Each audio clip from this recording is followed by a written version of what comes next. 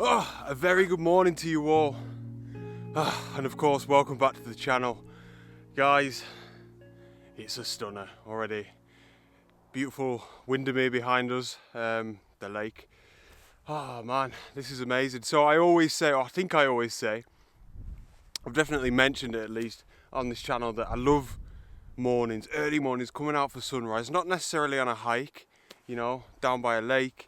Or just out walking your dog, you know, even just photography aside, for me, it is the best time of the day by an absolute country mile.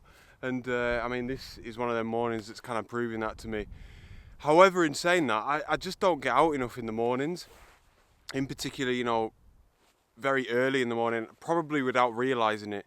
I'm not much of an early riser, but it's something I'd like to do more. You know, I'm not going to say I am going to do it more, I don't want to put pressure on myself, but yeah, it's something I'd like to do a little bit more. So I'm up quite a small fell this morning, but it's one that's a little bit outlying from the other hills, so we should get beautiful, or we will get beautiful 360 degree views. It's somewhere that I've been many times. And yeah, I mean, I've got the telephoto lens. That's kind of what I've got in my head, my pre-visualization of some of the shots that I want to take this morning. It's about 15 minutes until the sun comes up and over some of the fells looking back towards Yorkshire. Let's crack on.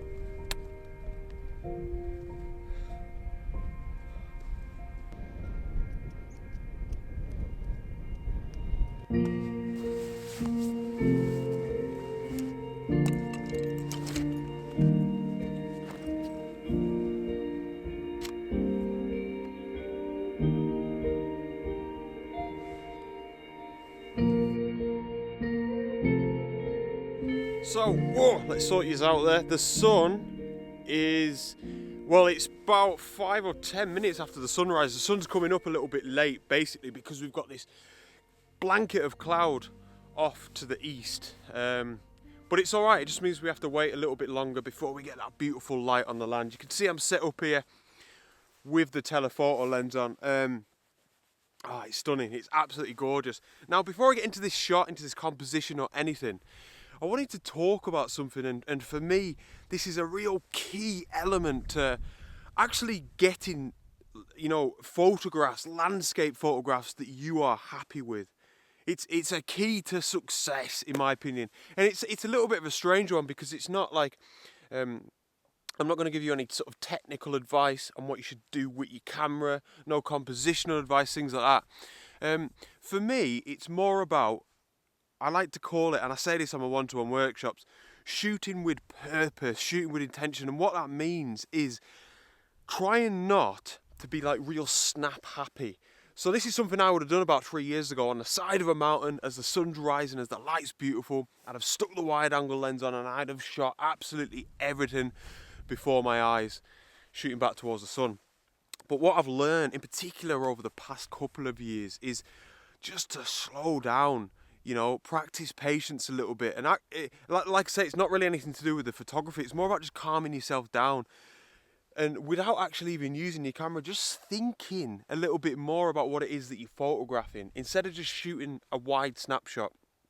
Because chances are, if you're always just snapping shots, shooting wide, you're probably going to be disappointed when you get them home, back onto your computer, into Lightroom, whatever it is that you use. So yeah, mostly just stopping. Try not to be too excitable. I'm definitely not a good example of that. And shooting with intention. I'm going to say that again. And that's exactly what I've tried to do here. You know, like I say, I'll say it again, a couple of years ago, I might have just stuck my 11 to 16 millimeter lens on here and just shot wide. You know, and I'd have got home and thought, these photographs are rubbish. So in terms of what I'm talking about, you can see here there's this reservoir, which is nice. And initially, when I first got here, I thought, oh, I could get that in my photograph. You know, that could be a nice foreground element within the composition. And then I kind of framed it up. I had the wide angle lens on, and this was me thinking about composition purposefully. And I looked at it on the LCD screen, I just thought, it's no good. I know that I'm going to get that home and it's just going to be, you know, bang average. So, like I said, I've thought about it a little bit more and I've stuck the telephoto lens on and I'm actually eradicating that reservoir from my composition altogether. So I'm shooting across the landscape, almost back towards the sun, but not directly into it, just a little bit to the left. And what we've got, I've been doing these sorts of shots so much recently, quite abstract, quite arty. And yeah, zooming across the landscape, I'm at 300mm on the 55-300, and what we've got is just these beautiful layers. And we've got these areas of mist or fog or little mini cloud inversions, I like to call them, which is helping to give us separation between those layers. And because we're shooting back towards the east, just as the sun's just starting to come up now, I don't know if I'm getting a bit of a glow on my face here, that light is going to hit the land and it's going to make this photograph really. So it's about light and shapes. ISO 100, f9, and at the minute it's 1/25 of a second. The shutter speed doesn't matter so much, it's just to make sure that I get the correct exposure. But it's going to be a nice shot. It's all about light and shapes, and critically here, and I'll mention it again, I have purposely thought about this shot. You know, I've really thought about what am I photographing, what am I trying to achieve, and I'm not just sticking the wide angle lens on and getting a big wide vista shot.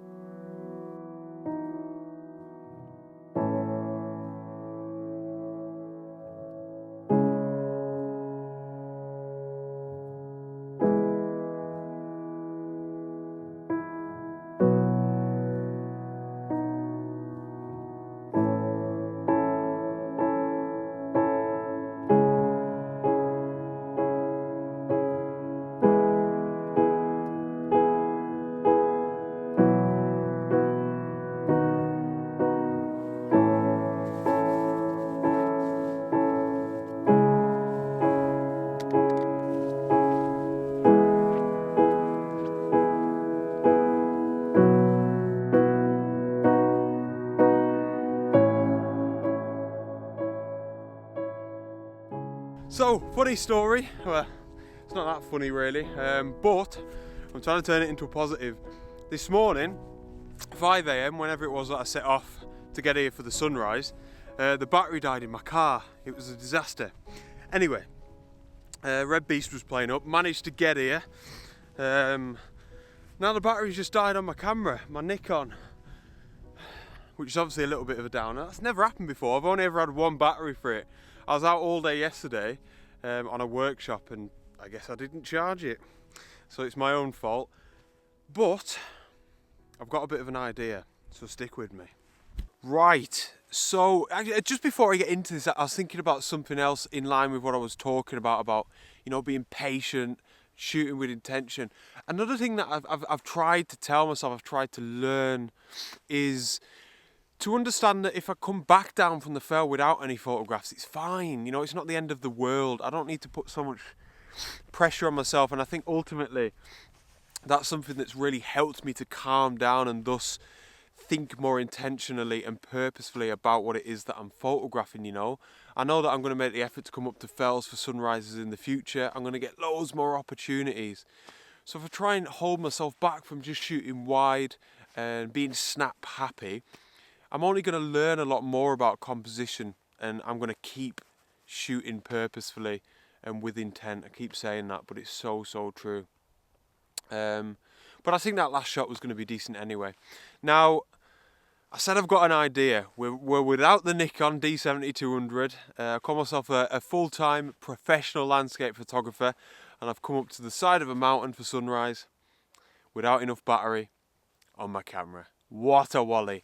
But I think this is going to work out quite cool. So I've been taking quite a lot of photographs recently with my phone, particularly on my one-to-one workshops, and actually using the Lightroom mobile app. I'd never really used it that much in the past.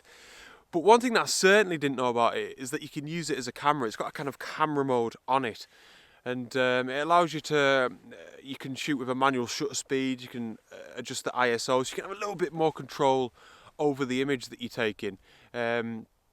And it's got these kind of zebras, I think the same as the Sony cameras that show you if certain areas of the photograph is overexposed, things like that. So I'm going to have a little go at it now. I'm going to take a shot with the phone. So I'll pop it up on the screen for you to see here. So this is exactly like live. This is what I'm seeing on my phone now. You see I'm shooting here. Back towards this vista. So you can see probably the first thing, we've got them zebras at the top. I think like the Sony cameras have them.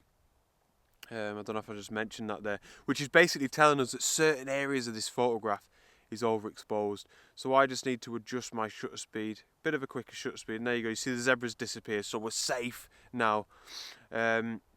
One thing that I definitely want to change here straight away is my aspect ratio. You see it says 4:3 down here. I'm going to change that to 16:9, and you see we just get a bit more of a letterbox. It's closer to a sort of pano shot really, and I think it just suits this scene really well. So compositionally, super simple. We've got a collection of trees down in the bottom third pretty much, and then I'm trying to sort of centralise that cloud inversion to give it a bit of prominence in the frame. And we've got the lake coming in from the left hand side, which takes you up to that cloud inversion and ultimately up to that sort of panorama of fells in the background. Like I said, the light's fairly harsh at this stage, but it's not bad. You know, we're just having a little bit of fun really. So yeah, that's the settings locked in. ISO 64, 1/1000th of a second, so obviously it's really quick shutter speed. It's just on a sort of autofocus here. I'll focus over there somewhere. You can see I've got the sort of tops of the fells on that top third line, so I'm using the rule of thirds. Bang. There we go, we've got the shot. So I'll get that up now, give us a second and we'll do a little bit of a quick edit. So I'll tell you what, who needs an iMac? Who needs an expensive camera where you can just come out with your phone and use the sort of Lightroom mobile editing suite, let's call it. Now, it does actually look pretty cool, even straight out of camera, let's say. But let's do a little bit of an edit. And again, this is going to be pretty quick, but I just think this is going to be class for some of you guys to see. You know, this is something that I'd never really used quite a lot. And like I say, I've been doing it a fair bit out on my one-to-one workshop. So I'll pop everything up on the screen here for you to see again now. So I've just got it in the sort of crop here. I'm going to bring it in. See how you got that big dark shadow at the bottom there? I don't need too much of that, so I'm just going to bring it in ever so slightly. Just something like that. So we've got that kind of dark strip on the bottom. That'll do me. I'm going to go straight in to this light section here, and I'm going to give it a little, I'm going to play with the curve a little bit. So I do want to just add a little bit of contrast really. So I'm going to go down here and bring the shadows down slightly. Whoa, sorry. There we go. And then we'll bring the highlights up in the sky for sure. And I think that's going to make quite a big difference already. I'm going to add a little bit of sort of global contrast as well. There we go. Shadows, and again, you know, I'm happy just to play around and see how it looks. I'll increase them slightly. Highlights I want to bring down a little bit, mostly in that sky. See how it just starts darkening it down up there. And we are introducing quite a lot of noise into the photograph as well. Just turn the brightness up there a little bit. But not to worry. So I mean, that's looking alright already, to be fair. Colour. I'm going to increase the vibrance a little bit as well, and just +7, that'll do. I'm going to increase the warmth, and this, I'm kind of just following the same routine almost as I would be at home on my iMac, just doing sort of basic edits. I'm going to bring down some of the blues a little bit, blue saturations. It's something that personally I just don't really like within my photographs. See, I think that looks so much better already. I find them a little bit distracting, you know. I'll tell you what, looking at that, I mean, do I really want to do anything more to that? Probably not. I'll add a little bit of a vignette, just for the crack really, you know. No, I think it will help you to sort of draw the eye into that cloud inversion and that main section of the photograph down there in the middle. And then probably just to finish off, bring up the sharpening a little bit. I'm just going to leave the noise reduction. I know it's probably a little bit noisy compared to our professional cameras, you know, but I don't need to keep banging on about that. I'll tell you what, guys, let me just have a quick look at this myself, shade myself from the sun. That's not bad. That is actually unreal.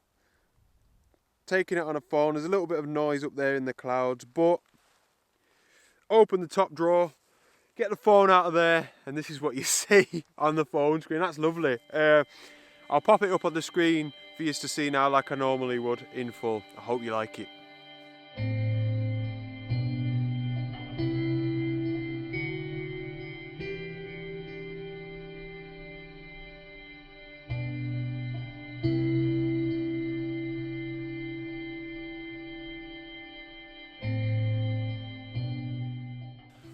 So that actually worked out pretty well, I think. When I first realised that my camera battery was dead, I was a bit worried. I thought, that's not good for the video. But that was cool. I've genuinely been wanting to show you that anyway. And I think that shot came out alright, didn't it?